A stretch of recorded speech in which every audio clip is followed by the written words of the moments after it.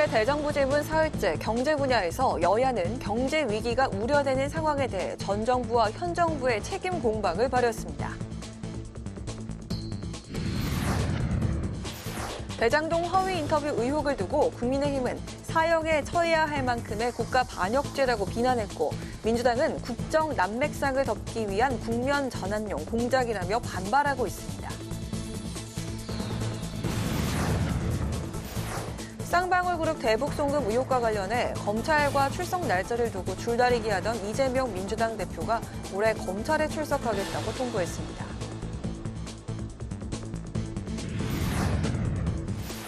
대기자의 시선으로 분석해보는 정가 동향, 무교 정치클럽 기자 대기자. 민주당의 대통령 탄핵 언급에 대한 여야의 거센 공방과 대장동 사건의 핵심 인물 김만배 씨의 허위 인터뷰 의혹에 대한 파장은 어디까지 갈지 정치권 소식 자세히 짚어보겠습니다.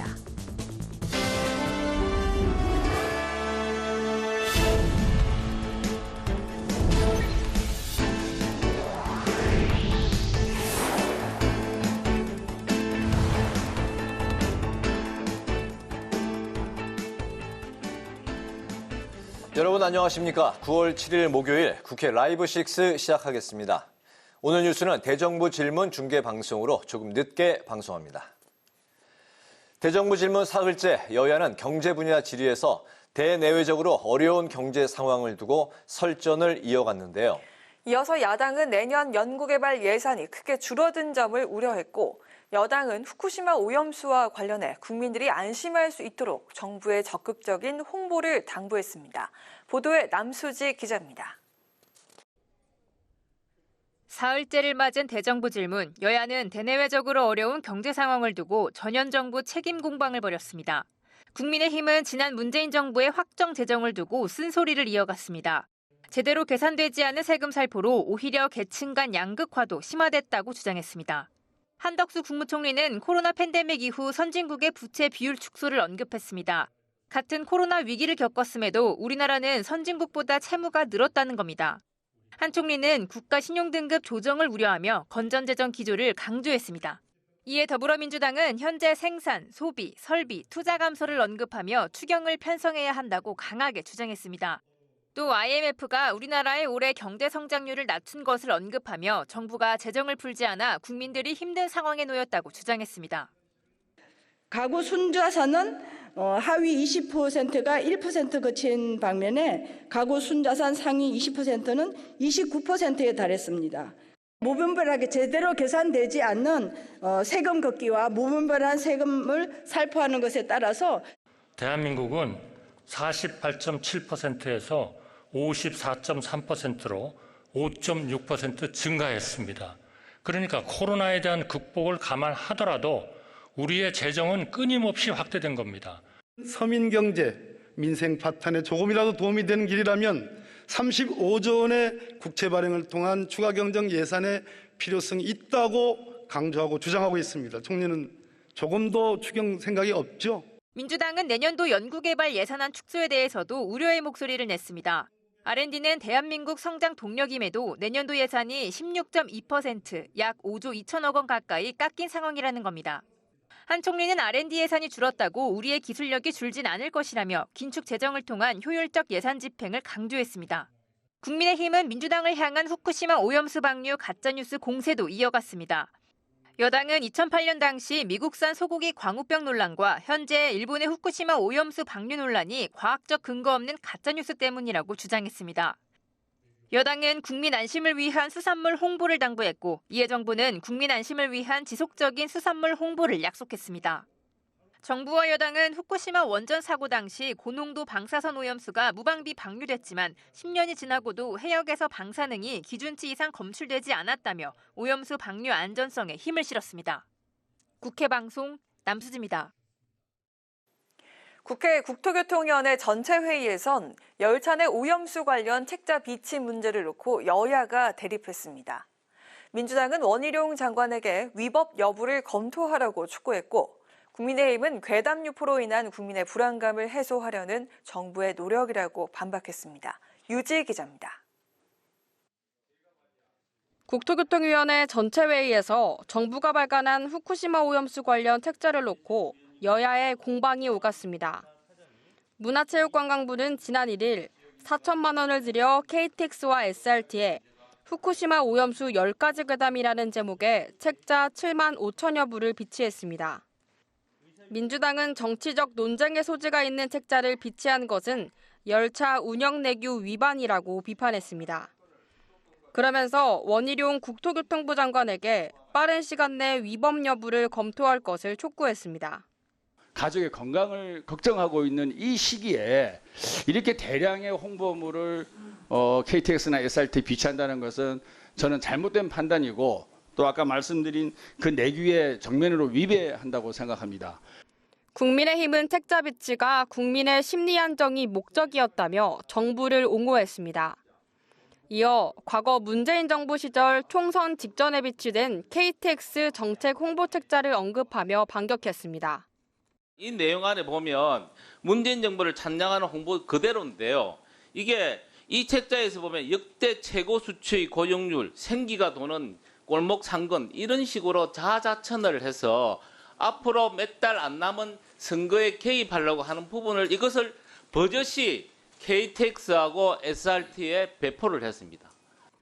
원희룡 국토교통부 장관은 비치 지시 여부를 묻는 야당의 질문엔 문체부의 소관이라고 답했습니다.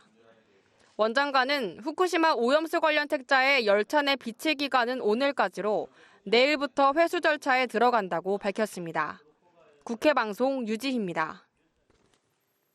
김만배 씨 대장동 허위 인터뷰 의혹을 두고 정치권 공방이 가열되고 있습니다. 또 단식 농성을 벌이며 검찰과 쌍방울 대북 송금 의혹 출석 문제로 신경전을 벌이던 이재명 민주당 대표는 이번 주 토요일 검찰에 출석하겠다고 밝혔습니다. 김동희 기자입니다. 국민의힘은 대장동 허위 인터뷰 의혹과 관련해 김만배 씨와 김 씨를 인터뷰했던 신학림 전 언론노조 위원장을 경찰에 고발했습니다.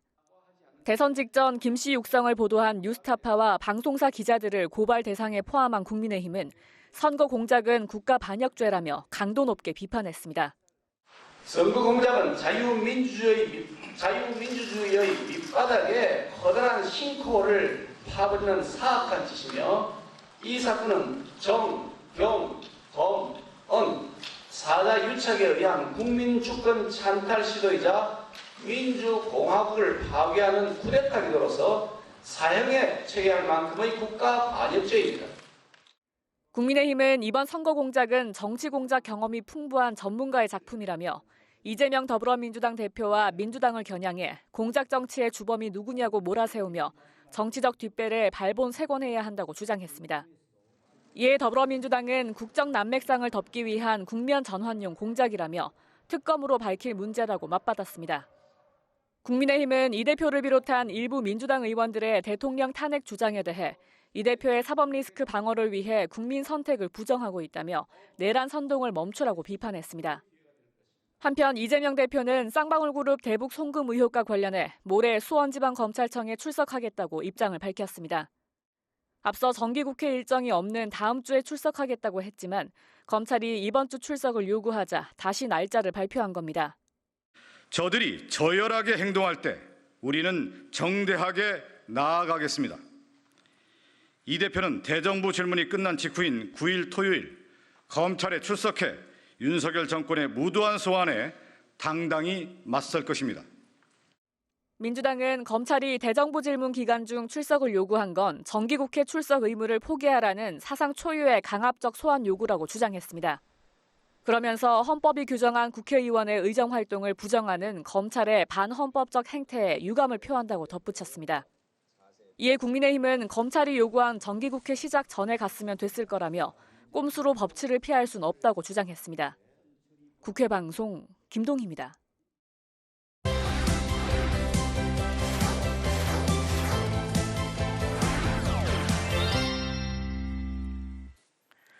네, 이슈픽에서 여야 정치권 이슈 좀 더 자세하게 짚어보겠습니다. 김지수 아나운서 나와 있습니다. 안녕하세요. 네, 안녕하세요.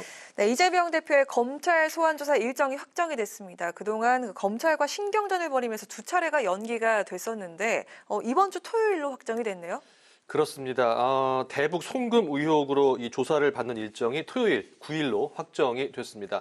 원래 검찰에서 이재명 대표에게 이 7일에서 9일 사이에 출석을 하라고 요구를 했었고요. 이재명 대표는 12일에 출석을 하겠다고 신경전을 벌이다가 결국 최종적으로 9일로 확정이 된 겁니다. 박성준 대변인 오늘 브리핑에서 이 대표에게 정기국회 출석 의무도 포기하고 나오라는 사상 초유의 강압 소환을 이 검찰이 요구를 했다고 주장을 했고요. 이 대표가 오는 9일에 수원지검에 출석을 한다며 이 대정부 질문이 끝난 직후에 검찰에 출석을 해서 윤석열 정권의 무도한 소환에 당당히 맞설 것이다. 이렇게 밝혔습니다. 네, 이런 가운데 이재명 대표가 그 단식 일주일이 넘었습니다. 이제 8일째를 맞았는데 네. 단식을 중단하지 않고 계속 이어간다는 방침이네요. 네, 오늘 오전에 정의당의 이정미 대표가 이재명 대표를 찾았습니다. 네. 이 자리에서 이정미 대표 이 단식 건강을 우려하면서 이 제1야당 대표가 싸우려고 한다는 것을 충분히 보여줬다. 이렇게 밝히면서 많은 분이 이재명 대표의 의중을 알 것이라고 말하면서 다음 일을 도모하자고 제안을 네. 했고요. 이 정도 되면 집권 여당 대표도 찾아와서 얘기를 하는 것이 정치 문법인데 지금 국회가 꽉 막혀 있다고 덧붙였습니다. 하지만 이 대표는 이 윤석열 정부의 일방적인 국정 운영을 문제 삼으면서 이 무기한 단식의 명분을 강조했는데요.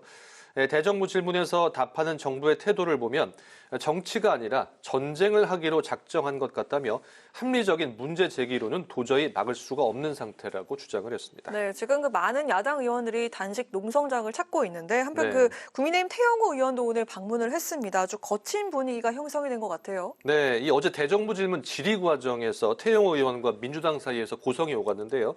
태 의원이 일본 오염수 방류를 호재로 활용하는 정치 세력은 북한의 노동당과 중국의 네. 공산당 그리고 이 대한민국의 민주당이다 이렇게 발언을 하자 민주당 쪽에서 뭐 쓰레기 또 빨갱이 이런 거친 단어들이 나왔습니다. 상당히 거칩니다. 네, 이에 오늘 이 단식 농성장을 찾은 태 의원 어떻게 이렇게 원색적인 표현을 할 수 있냐, 본회의장에서 할 수 있냐며 이 쓰레기를 언급한 박영순 의원을 이 대표가 출당시키고 의원직을 박탈해야 한다고 요구를 했고요.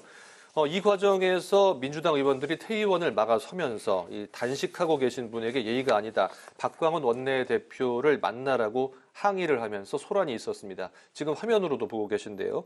이에 이재명 대표는 태 의원의 요구에 답하지 않은 것으로 전해졌습니다. 한편 박영순 의원은 오늘 입장문을 냈는데요. 태 의원이 예전에 JMS 민주당이라고 주장한 일 그리고 윤석열 대통령이 사실상 야당을 겨냥해서 반국가 세력이라고 지칭한 것을 두고 윤 대통령과 태 의원이 먼저 사과를 한다면 본인도 사과를 하겠다 이렇게 밝혔습니다. 네, 이렇게 단식이 계속 이어질 것으로 이렇게 방침을 내놓은 가운데 화천대유 대주주 김만배 씨와 신학림 전 언론노조위원장의 허위 인터뷰 의혹이 파장이 점점 커지고 있는 분위기입니다.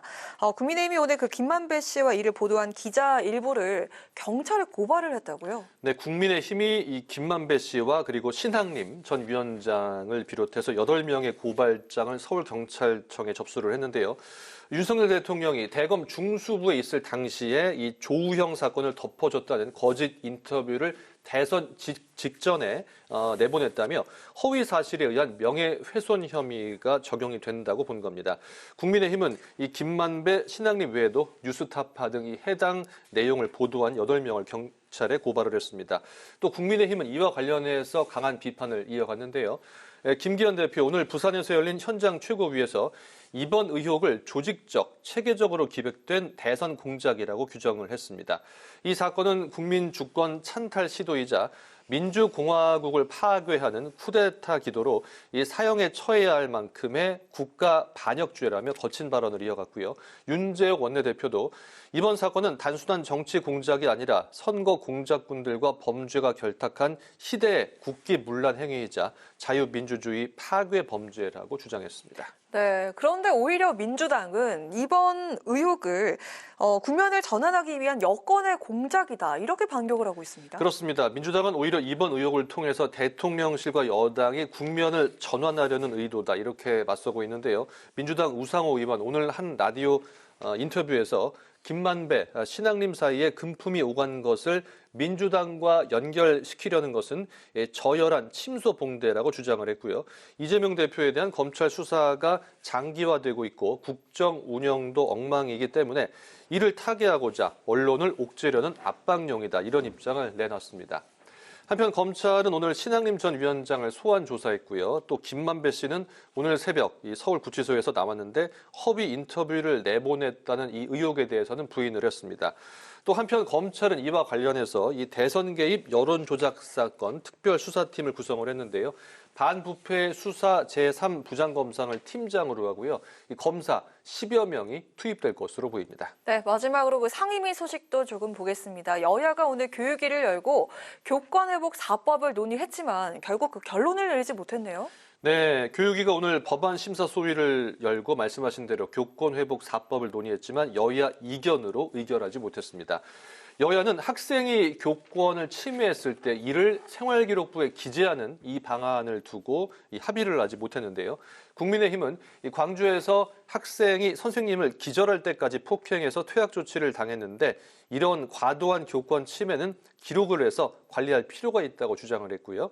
반면 민주당은 이 부모 입장에서는 자녀의 징계 사유를 생기부에 기재하지 않기 위해 소송전을 벌일 것이라며 현장에 적용했을 때 예상하지 못한 문제가 생길 수 있다고 지적을 했습니다. 또 아동학대 사례 판단위원회를 설치해야 한다는 야당과 이는 실효성이 없다는 여당의 대립도 이어졌는데요.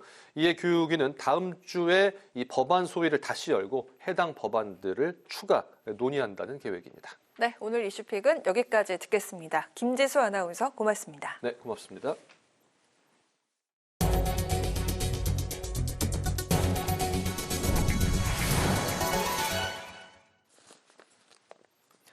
국회 인사청문특별위원회가 이균영 대법원장 후보자 인사청문회를 오는 19일과 20일에 여는 내용의 청문회 실시 계획서를 의결했습니다. 심사 경과 보고서 채택은 청문회를 마친 다음 날인 21일에 실시할 예정으로 여야는 오는 21일 또는 25일 본회의에서 임명 동의안을 최종 표결한다는 계획입니다. 한편 국회 산업통상자원중소벤처기업위원회도 오늘 회의를 열고 박문규 산업통상자원부 장관 후보자의 인사청문회를 오는 13일에 열기로 했습니다. 김정은 북한 국무위원장이 블라디미르 푸틴 러시아 대통령과의 정상회담을 위해 러시아를 방문할 때 예상과 다른 경로를 택할 수 있다는 가능성이 제기됐습니다. 유상범 국회 정보위원회 여당 간사는 오늘 비공개 전체 회의 후 취재진을 만나 북러 정상회담 예상 경로가 언론에 공개돼 김 위원장이 깜짝 행보를 할 수 있다는 국가정보원의 보고를 받았다고 전했습니다.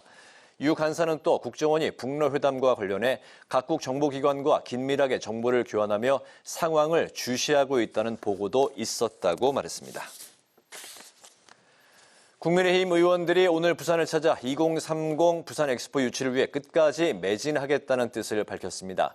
김기현 대표는 부산 현장 최고위원회의에서 사우디아라비아가 막강한 경쟁국이지만 막판에 역량을 집중하고 보다 많은 회원국의 마음을 움직인다면 우리 국민을 열광케 하는 소식이 전해질 수 있을 것이라며 기대감을 나타냈습니다. 한편 이런 와중에 야당 의원들은 부산 엑스포 유치가 물 건너갔다는 발언을 하는 등 당리 당략만 중요하게 여긴다며 부산 민생에 더 힘써야 한다고 민주당을 비판했습니다. 더불어민주당 지도부가 오늘 오전 제주도에서 예산정책협의회를 개최했습니다.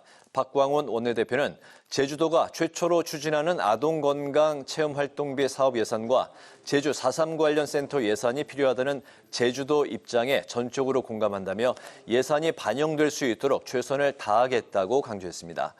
협의회에는 박광원 원내대표와 김민석 정책위 의장, 서삼석 국회 예결위원장 등이 함께했으며 이재명 대표는 단식 일정으로 참석하지 않았습니다.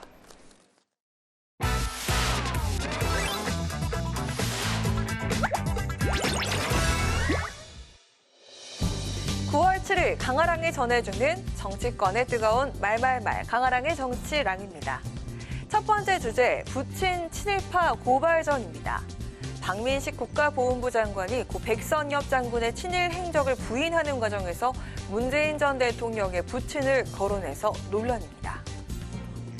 백선엽이 24살 때 친일파라고 한다면 문재인 대통령의 부친인 문용형 그분도 나이가 거의 똑같습니다. 1920년생. 그 당시에 흥남시 농업회장을 했습니다. 어떤 그 근거로 그렇게 한쪽은 친일파가 되어야 되고 한쪽은 친일파가 안 되어야 됩니까? 잠깐만. 지금 장관님께서 너무 오바를 하시는 것 같거든요. 문 전 대통령 측은 즉각 반발에 나섰습니다. 부친이 흥남시청 농업개장을 한 건 해방 후의 일이라면서 박 장관을 사자 명예훼손 혐의로 고발하겠다고 밝혔습니다. 정말 미쳐 돌아가고 있어요. 박민식 보훈부 장관은 정상적이지가 않은 거예요. 미친 거예요. 본인이 그러잖아요. 네. 백선엽 장군이 20대 때 그럼 친일을 했단 말이냐. 이러면서 문재인 대통령 부친도 농업개장을 했으면 그것도 친일 아니냐. 이렇게 얘기를 해요. 근데 그건 해방 후에 한 거거든요. 이거를 또 고소까지 전직 대통령이 나서서 지금 요즘 문 전 대통령에 대한 언급이 나오게 되는 게 잊혀지는 사람이 되겠다고 했지만 모든 현안이 있을 때마다 정치 한복판에 불려나오는 느낌이거든요.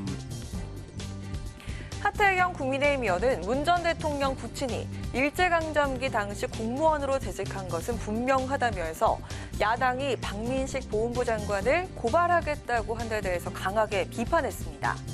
당사자인 박 장관은 같은 날 굳이 법적 조치를 한다면 영광으로 생각하겠다면서 개의치 않겠다는 입장을 밝혔습니다.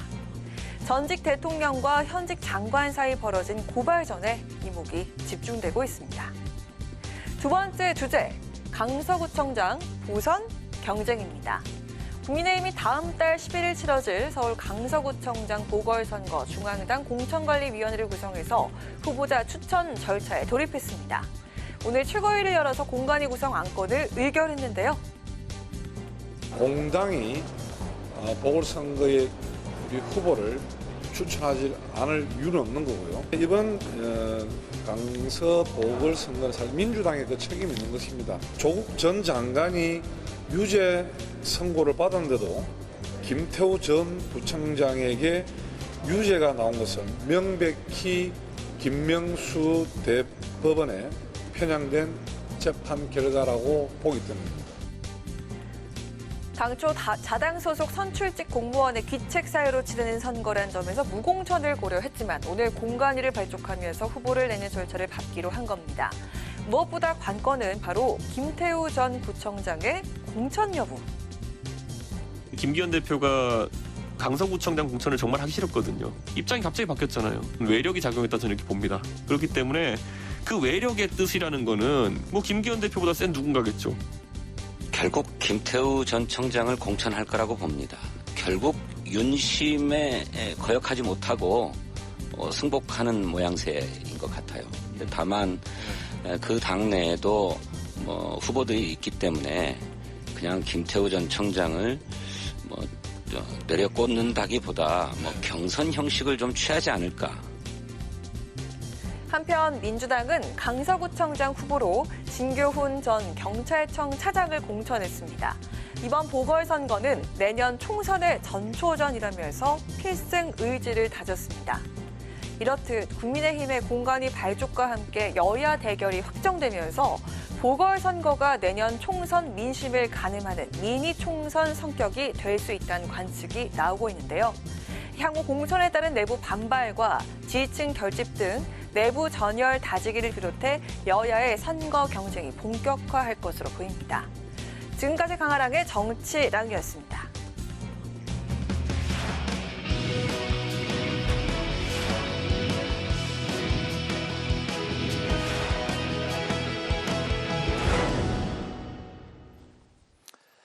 정치권의 동향을 대기자의 시선으로 짚어보는 목요 정치클럽 기자 대기자 시간입니다. 최병묵 전 TV조선 해설위원, 성완용 한겨레신문 선임기자 두 분과 함께하겠습니다. 어서 오십시오. 네, 안녕하세요. 네. 오늘은 최 위원님께서 발제해 오셨죠.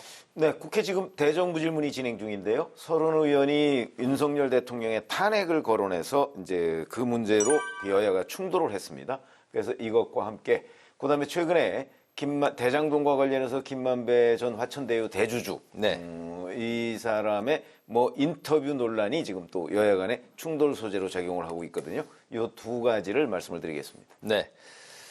서른 의원의 대통령 탄핵 언급 그리고 이재명 대표의 국리 민복에 반하면 끌어내려야 한다. 이 발언으로 정치권 분위기가 현재 이제 시끌시끌해졌는데요. 여당에서는 이게 바로 내란 선동의 작태다. 그리고 심각한 선거 불복이다. 이런 이제 언급이 나왔습니다.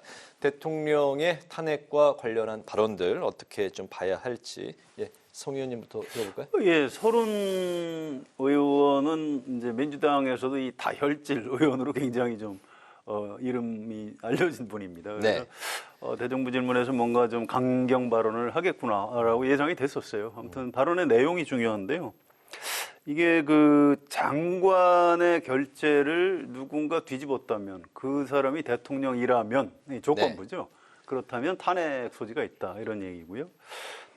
그다음에 앞으로 3년 반 정도 남았는데 국민이 탄핵하자고 할지도 모르겠다 이제 이런 식으로 얘기를 했습니다. 그래서 직접 뭐 민주당이 탄핵하겠다라든가 이건 탄핵해야 된다 이렇게 주장한 거는 아니기는 해요. 아무튼 지금 1년 반 정도 당선된 지 한 1년 반 정도 된 대통령을 탄핵을 야당 의원이 이렇게 대정부 질문에서 얘기하는 것 자체는 적절해 보이지 않습니다. 그리고 그러니까 좀 이렇게 좀 의도적인 정치 공세인 것 같아요. 탄핵 얘기를 하면 국민의힘 의원들이 어떻게 반응할 것이다까지도 생각을 하고 대정부 질문을 하는 걸로 저는 그렇게 읽었고요. 그래서 이제 그 부분은 좀 지나쳤던 것 같고 그런데 이제 또 김기현 대표가 뭐 내란 선동이라고 하는 건 아니 그건 또 너무 많이 나갔다. 그냥 이게 무슨 탄핵 사유가 되느냐, 임기 초 대통령을 왜 이렇게 흔드냐, 이렇게 좀 강하게 대응하면 될 것 같고요.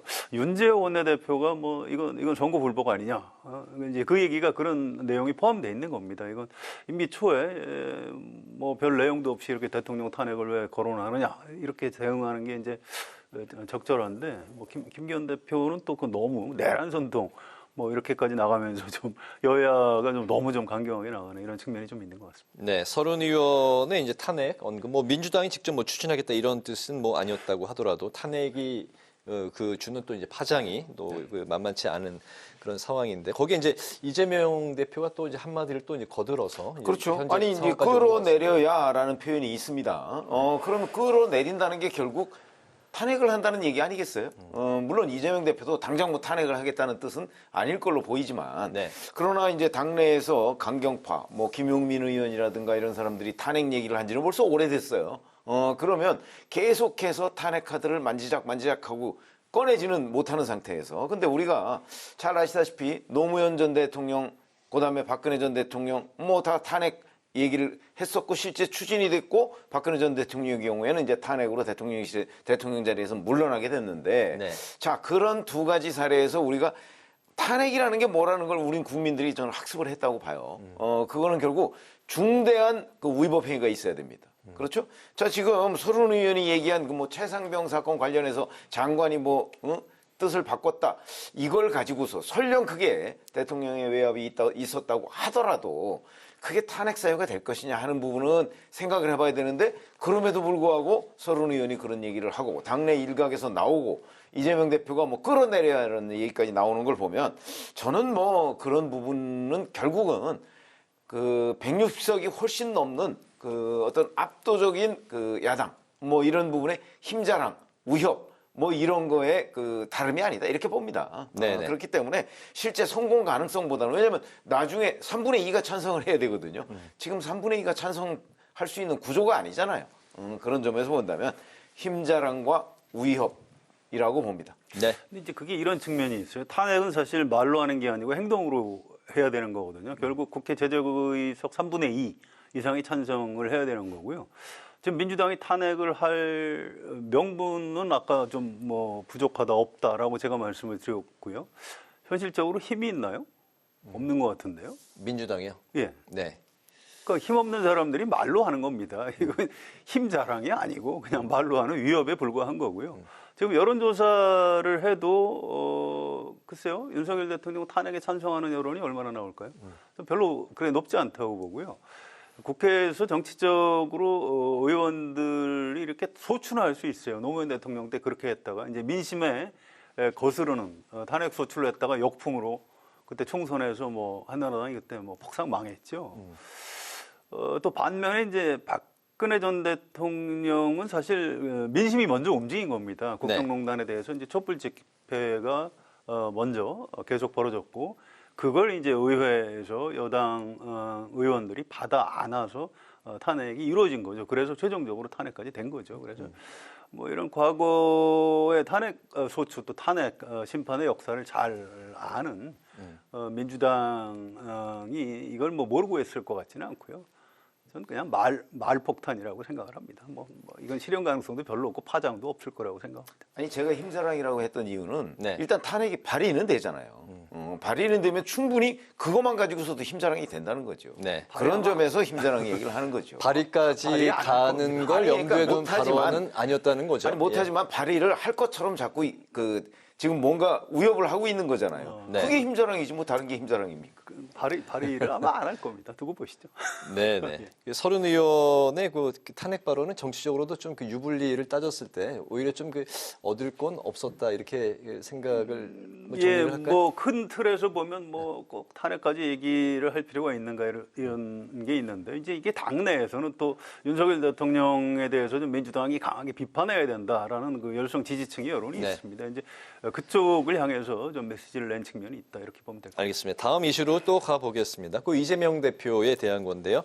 쌍방울 대북송금 의혹과 관련해서 이재명 대표가 9일에 검찰에 출석하겠다고 이제 입장을 발표를 했는데 앞서 이제 이재명 대표가 이제 12일에 출석하겠다고 했었고 검찰은 7일에서 9일에 조사를 받아라 이렇게 이제 신경전이 오고 갔던 상황이었는데 이 대표가 9일에 출석하겠다 이렇게 이제 소환을 결정한 이유 좀 들어볼까요? 그렇죠. 당초에는 사실은 본회의가 없는 9월 11일부터 16일 주 이렇게 얘기를 했습니다. 그러다가 이제 검찰하고 계속 뭐 주고받고 하다가 12일을 얘기했었죠. 그러다가 이제 검찰이 이번 주 얘기하니까 그럼 9일에 가겠다. 근데 그 사이에 며칠이 흘렀어요. 저는 어떻게 보냐면 사실은 이화영 전 경기부지사의 진술 번복하고 관련이 있다고 봅니다. 무슨 얘기냐면 처음에 그 이화영 전 부지사의 진술 번복 시도가 벌써 한 달 전에 연원을 하잖아요. 7월 중순 정도부터 계속해서 있었습니다.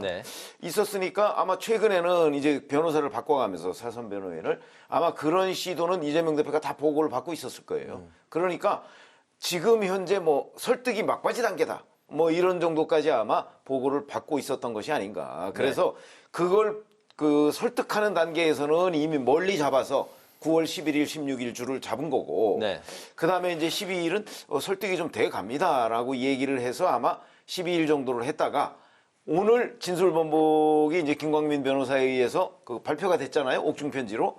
그렇게 되니까 이 보고는 이제 충분히 그 사전에 받았을 거란 말이죠. 그렇게 되면 이제 뭐 내일 모레 나가도 되겠다. 이렇게 판단을 한 것이 아닌가. 그래서 9월 9일이라는 날짜가 선택된 것 아닌가. 좀 개인적으로 그렇게 분석하고 있습니다. 네. 지금 이제 단식 중이라 체력도 많이 이제 그 소모가 됐을 텐데 9일에 제대로 이게 조사가 좀 될까요? 전체적으로 좀 어떻게 보십니까? 그래서 본인은 뭐 가서 조사받는 데는 별 문제가 없다 이렇게 얘기를 합니다. 그래서 나가서 조사받을 거고요. 근데 이게 이재명 대표나 민주당이 지금 상황이 그렇게 뭐 정교하지가 않아요. 또 이재명 대표도 지금 뭐 그런 걸 막 이렇게 계산을 해서 처신할 만큼 뭐 어떤 그 분석력이나 장악력이 있는 것 같지도 않습니다. 굉장히 엉성하고요. 다만 검찰에서 오란 날짜에 가고 싶지는 않고 해서 이제 밀고 당기다가 9일 정도로 이렇게 타협을 한 것 아닌가 이렇게 생각이 되고요. 제가 이제 이재명 대표가 제1야당의 대표고 지난 대선의 그 대선 주자였기 때문에 특혜를 줄 필요는 없지만 좀 예우는 할 필요가 있다. 전 이제 이런 얘기를 여러 번 했는데요. 이번에 검찰하고 이제 이렇게 변호사하고 얘기를 잘 해서 날짜를 뭐 잡게 된 것 아닌가. 그래서 뭐 9일날 가서 뭐 조사 받고 이러는데 뭐 큰 뭐 무리가 있거나 그런 장면이 벌어질 것 같지는 않습니다. 네. 글쎄요. 제가 보기에는 뭐 사실 누구도 예측할 수가 없죠. 오늘은 이제 7일이고 9일이면 내일 모레입니다. 단식 11일 차죠. 아니, 단식 10일 차죠. 10일 차 정도 되면 보통 이제 뭐 그 병원에 실려가거나 뭐 이럴 경우도 꽤 있고요. 그렇기 때문에 저는 뭐 본인이 지금 건강을 자신한다고는 하지만 그러나 내일 모레 되면 또 어떤 상황이 벌어질지 모르고 더군다나 검찰에 가서 조사를 받으려면 적어도 정상적인 조사를 받으려면 10시간 이상 조사를 받아야 되거든요. 그 보통 정상적인 사람도 굉장히 어려운 상황입니다.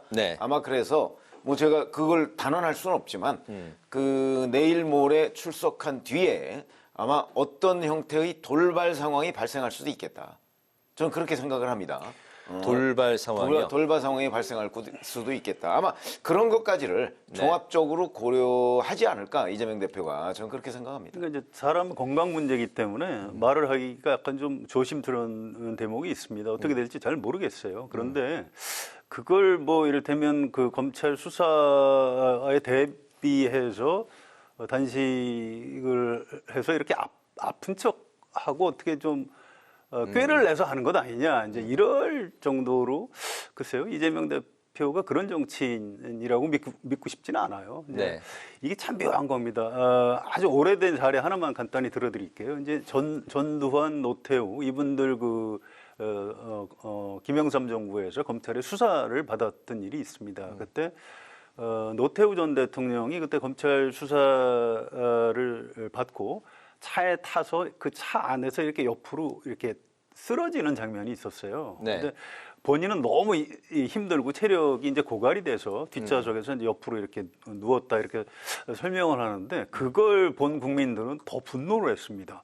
아니 대한민국 대통령까지 지낸 사람이 저렇게 그 약한 모습을 보이고 여론이 굉장히 악화된 일이 있거든요. 그래서 정치인이라는 게 뭐 검찰 수사도 받을 수 있고 뭐 여러 가지 어려움도 겪을 수 있는데 국민 앞에 얼마나 이제 당당하게 보이느냐 이거를 제가 이재명 대표가 모를 것이라고 생각하지는 않습니다. 그래서 뭐 그렇게까지 뭐 험한 모습이 연출되지는 않을 것이다라고 조심스럽게 예측을 해봅니다. 네, 단식과 검찰 조사가 뭐 또 이제 좀 어떤 변수가 될 수도 있을 수 있다. 그리고 하지만 뭐 전혀 그 이재명 대표는 당당하게 뭐 검찰 조사에 응할 것이다. 그 단식은 변수가 되지 않을 것이다. 뭐 두 분의 의견이 좀 갈리는데 어쨌든 그거는 그렇게 뭐 중요한 사안은 내일 모레 상황이니까. 예, 모레 상황 또 지켜보기로 하겠습니다. 최근에 이제 또 그 크게 나온 이슈가 김만배 씨의 대장동 허위 인터뷰 이제 의혹을 둘러싼 이제 파장인데요. 국민의힘이 이제 그 김만배 씨 그리고 또 인터뷰를 진행했던 이제 그 신양림 전 언론노조위원장 그리고 이제 이를 보도한 기자 7명을 허위 사실에 의한 명예훼손 혐의로 검찰에 고발을 했습니다. 민주당과 이재명 대표를 겨냥해서 이제 뒷배경에 누가 있었던 게 아니냐 이제 이런 의혹까지 제기한 상황인데 여당의 이 사건과 관련한 대응, 두 분은 어떤 시선으로 또 바라보고 계실까요? 이건 일단 좀 뭔가 이상해요. 그러니까 인터뷰한 시점이 2021년 9월에 인터뷰를 했고요. 이게 이제 그 중간중간 이제 보도가 좀 되긴 했습니다만 이 인터뷰 녹음 테이프 내용이 보도가 된 거는 대선 직전입니다. 대선 사흘 전이에요. 그래서 아니 이 그렇게 중요한 내용이라면 그 사이에 왜 그걸 보도를 안 했을까 이런 의문점이 있고요. 이분이 이제 신학님 전 위원장이 뉴스타파 전문위원이었다고 하죠. 그래서 뉴스타파의 어떤 그 뭐 기자나 다름이 없습니다. 그래서 대선 사흘 전에 뉴스타파가 보도했고 이제 그걸 받아서 여러 언론사에서 이제 보도를 한 거죠. 일단 아니 그 중요한 내용을 왜 6개월 뒤에 보도했을까 대선 직전에 그 부분은 이제 의문이 풀리지 않고요. 또 하나는 인터뷰 물론 김만배 씨는 그 정식 인터뷰라고 얘기하지 않습니다. 그냥 찾아와서 대화를 나눴고 그걸 나 몰래 녹음했다 이런 주장인데 아무튼 그 즈음에 책값으로 1억 6,500만 원인가요? 이렇게 뭐 줬다는 건데 이게 비상식적이죠. 무슨 이게 무슨 보물도 아니고 책 3권을 1억 6,500을 줬다. 이건 이제 이상한 겁니다. 이제 이런 부분에 대해서 지금 검찰이 수사를 하고 있는 거고요. 이런 부분은 좀 명확하게 밝혀져야 될 것 같아요. 이게 검찰의 이제 특별수사팀을 오늘 구성을 했다고 합니다. 그래서 이건 뭔가 좀 공작 같은 기획, 공작 이런 냄새가 난다 해서 이제 검사를 한 10명 정도 이렇게 동원을 해서 집중적으로 수사를 할 모양입니다. 이건 어차피 이제 드러난 사건이기 때문에 이 사실관계는 좀 명확히 밝힐 필요는 있고요. 다만 그거하고 분리해서 이제 7명 기자들을 고발한 거는 그건 좀 이상해요. 그거는 또 고발을 국민의힘에서 했습니다.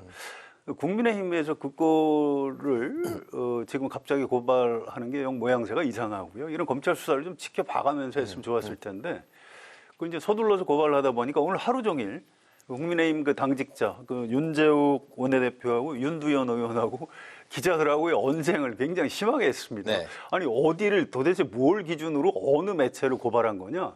뭐 이제 이런 이제 공방이 꽤 있었어요. 그래서 이건 좀 국민의힘에서 좀 너무 좀 서둘러서 하다가 조금 그 과유불급이라고 하죠. 김기현 대표가 이걸 뭐 사형에 처해야 될 정도로 뭐라고 했죠? 뭐 아무튼 국가 반역이라고 했나요?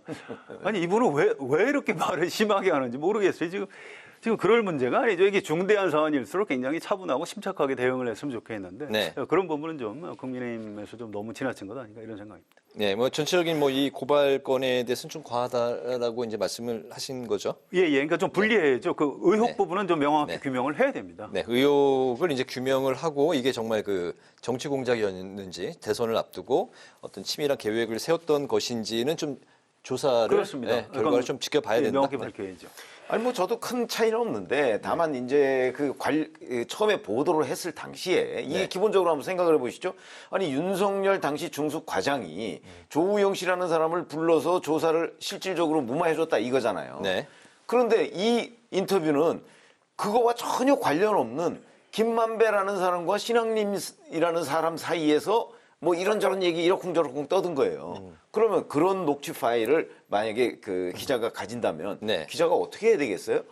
당연히 그 주역으로 등장하는 사람들의 코멘트를 받아야 되는 거예요. 안 그렇습니까? 네. 저는 기자 생활 그렇게 했거든요. 당연히 그러니까 윤석열 검사의 코멘트를 받든가 조우영 씨의 코멘트를 받든가 이게 과연 사실이냐. 왜냐하면 제3자가 떠든 걸 가지고서 어떻게 그걸 사실이라고 믿고 보도를 합니까? 그런데 지금 그 문제가 된 그 기자들은 그런 반론을 받지 않았어요. 그렇기 때문에 저는 국민의힘이 문제를 충분히 삼을 만하다고 봐요. 고발은 적절하다고 보시는 아니 그러니까 그걸 고발로 할 것이냐 아니면 언론중재위원회 원래 대개 언론중재위원회를 먼저 가거든요. 그래서 거기가 합의가 안 되면 또 이제 뭐 저 법정으로 가는데 아마 이거는 그냥 곧바로 그렇게 간 것을까지는 제가 잘했다고 할 수는 없지만 여하튼 반론이 없었다는 부분에 대해서는 그건 기자들과 또 기자들의 그 윗선에 있는 데스크의 잘못이다 이렇게 얘기를 하고요. 다만 이걸 가지고 뭐 무슨 반역죄 운운하는 거는 뭐 그거는 정치 공세지요. 그 자체가. 그러나 여하튼 배후 현재 뭐 배후가 있을 법하다 하는 관측은 있는데 그렇다고 해서 그 배후를 단정적으로 얘기할 수 있는 증거는 아무것도 없어요. 그러나 상식적으로 보면 이걸 김만배 씨 혼자 과연 이걸 기획을 했을까? 그 점에 대해서는 저도 굉장히 의문이 많아요.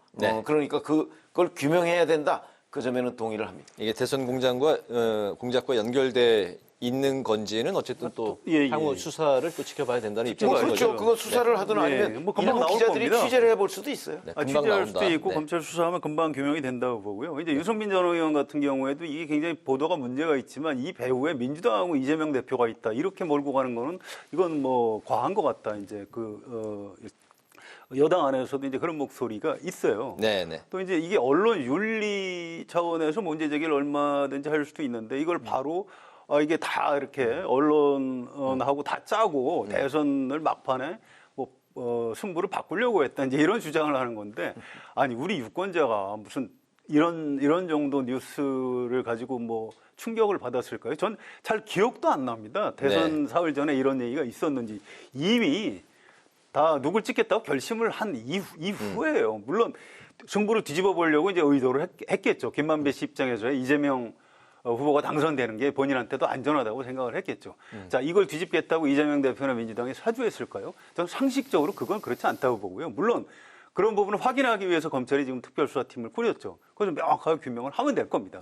그 문제하고 이 언론이 그때 다 이제 다 같은 편 아니었냐 이런 식으로 바라보고 막 고발을 해 나가는 거 이거하고는 좀 전혀 차원이 다릅니다. 민주당의 대응은 오히려 공작은 대통령실과 여당에 있다. 우상호 의원이 민주당과 이번 사건을 연결 지으려고 하는 건 저열한 침소 봉대다. 그리고 이제 또 현 정권이 국정 난맥상을 덮으려고 이번 사안을 활용하고 있다. 이게 이제 현재 민주당에서 나오고 있는 목소리입니다. 앞으로 이제 이 사안 좀 어떻게 전개가 될 거고 민주당의 입장에 대해서는 또 어떻게 보시는지 요거는 좀 간단히 들어볼까요? 그거는 저희가 지금까지 얘기했던 걸 딱 뒤집어 보면 그런 거죠.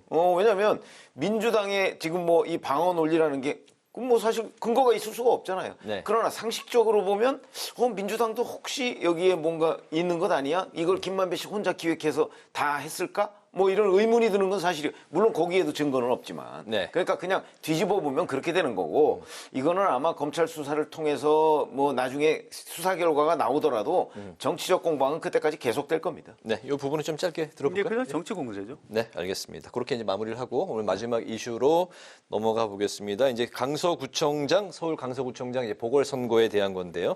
다음 달 10월 11일에 치러집니다. 이제 여기서 관전 포인트가 국민의힘 후보 김태우 전 강서구청장이 과연 이제 공천이 될 것이냐 현재 유력하다는 관측이 나오고 있기도 하고 또 무소속으로 또 출마할 거다. 어쨌든 이제 나오긴 나올 거다라는 이제 뭐 이야기가 대부분인 것 같습니다.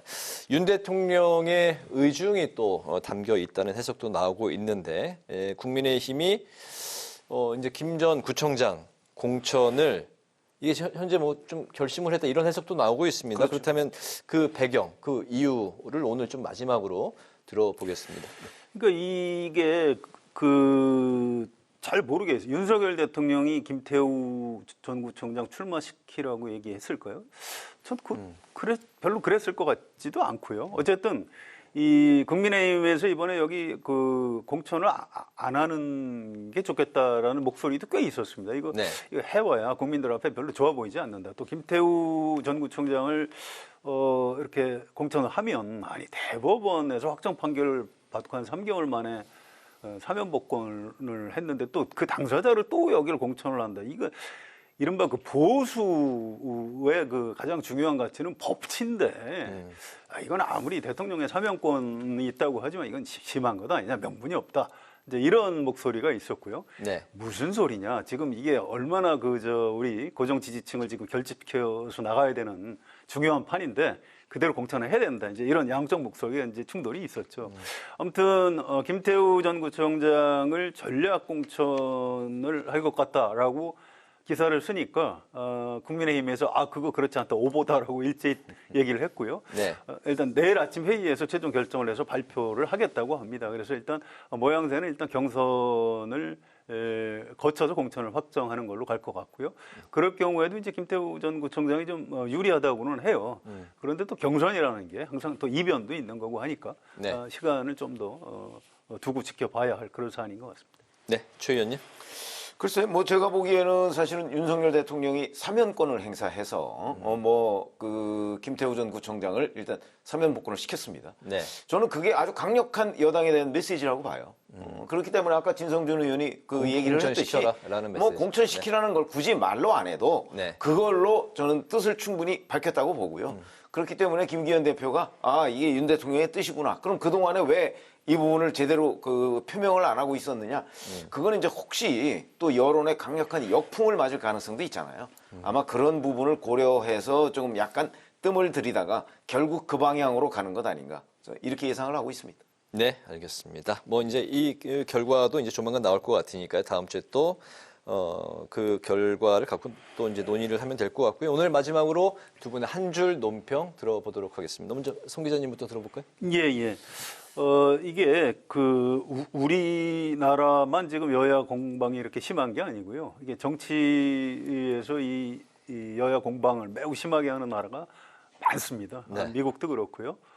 또 유럽 국가들도 그래요. 선진국들이 다 그렇습니다. 이게 이제 일종의 정치 양극화 현상인데요. 이제 분노의 정치, 유권자들한테 증오감을 심어줘서 이제 저쪽 상대방만 다 쓸어버리면 우리가 천국이 도래할 것이다. 이제 이런 메시지를 주고 막 서로 자극하고 있죠, 양쪽이. 그래서 적대적 공존, 적대적 공생, 을 하는 이게 아주 매우 서글픈 정치 현실이고요. 지금 우리가 오늘 한 얘기가 다 그 맥락 속에 있다고 생각을 합니다. 대통령 탄핵 얘기하는 것도 지나쳤지만 그걸 가지고 또 뭐 내란 선동이다 이렇게 얘기하는 것도 너무 지나치고요. 이 정치 양극화 현상을 좀 누그러뜨리고 이러기 위해서는 정치인이나 정당에서 일단 좀 자제를 해줘야 되는 그런 측면이 있습니다. 그래서 네. 오늘 제 한 줄 논평은 정치에도 품격이 필요하다라고 하겠습니다. 네, 최 의원님. 지금 쭉 말씀하신 내용에 뭐 저도 공감을 하고요. 그러나 이제 예를 들어서 이런 부분이 있죠. 자, 어제 태영 의원의 그 발언이 아무리 마음에 안 든다 할지라도 동료 의원을 보고 의석에 앉아가지고 쓰레기라고 발언을 하잖아요. 네. 사실은 저희는 뭐 국회에 참 엄청나게 오랫동안 출입기자하면서 들어봤지만 동료 의원을 보고 그 면전에서 쓰레기라고 하는 이런 식의 막말은 처음 들어요. 그렇기 때문에 정치 양극화가 아무리 심하다고 할지라도 자, 이거를 국회의원과 정당에서 좀 자정 기능을 발휘해달라. 저는 그 단계가 벗어났다고 봅니다. 그래서 제가 오늘 한 줄 논평은 네. 정치 소모전에 이제는 국민이 결단할 때다. 사람을 바꿔야 된다. 이걸로 하겠습니다. 네, 뭐 어쨌든 뭐 정치의 품격이 좀 약간 그 요원해 보이기도 하는데 그렇기 때문에 더욱더 정치의 품격이 필요한 시대가 아닌가 또 역설적으로 생각을 해 봅니다. 두 분이 좀 같은 맥락에서 또 그런 한 줄 논평을 해주신 것 같습니다. 목요 정치클럽 기자 대기자 이제 마칠 시간이 됐습니다. 지금까지 최병묵 전 TV조선 해설위원, 성환용 한겨레신문 선임 기자와 함께 민주당의 대통령 탄핵 언급에 대한 여야 공방 그리고 김만배 씨의 허위 인터뷰 의혹 파장까지 오늘의 전국 현안을 두루 살펴봤습니다. 오늘 두 분 말씀 잘 들었습니다. 네. 고맙습니다. 오늘 국회 라이브 6도 여기서 마치겠습니다. 시청해 주신 여러분 고맙습니다.